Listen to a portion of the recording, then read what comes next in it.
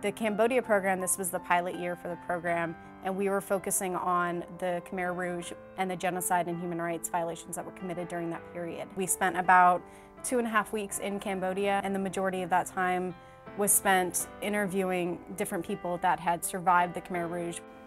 After the Holocaust, people say, never again.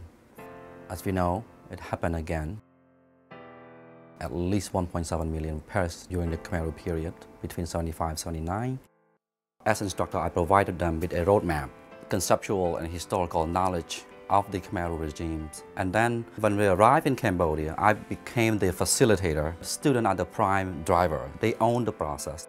We were focusing our research on what Cambodia would need in order to find peace and reconciliation after a genocide, especially 30 years after the fact, when so much of those 30 years had been spent either ignoring it or else involved in other conflicts. And so we were trying to find out from the people that survived it what they would need to be able to feel like they were able to move on, and what Cambodia would need in order to reunite and be able to move towards a brighter future.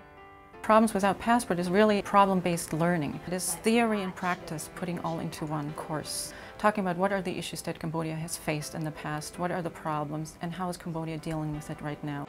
My involvement, in a sense, was to help them think through how to conduct field research and what does field research and documenting really mean, and to prepare them before they went to Cambodia to think about these kinds of questions. I also had them meet with a survivor of the Holocaust to have an interaction and to have a chance to discuss the kinds of experiences and enable them to ask questions. I think the most difficult interview for me was with one of the survivors that we interviewed near the Vietnam border.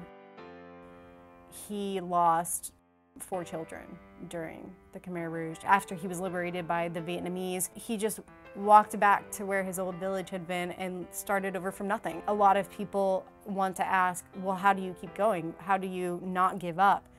And the simple answer is, you just have to. If you want to survive, you just keep moving forward. No matter what happens in your life, you keep moving forward.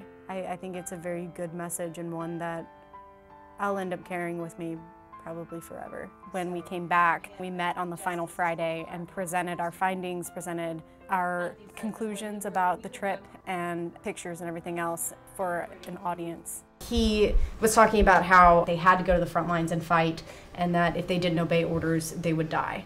And so he talked a lot about how we had no choice, it was, kill or be killed sort of situation. Part of the point of the presentation is for the students to debrief the information that they acquired having been in Cambodia for 2 weeks, and to also start thinking about what they saw, what they've learned, what is working in Cambodia, what may not be working, what kinds of efforts would benefit the Cambodian people, the government, and the country as a whole. And later I asked him about some specific recommendations, and he said that, uniting behind the goal of the government is one way for the people to come together to be able to move forward. And we asked if the trials would be a good thing to unite behind, and he said yes.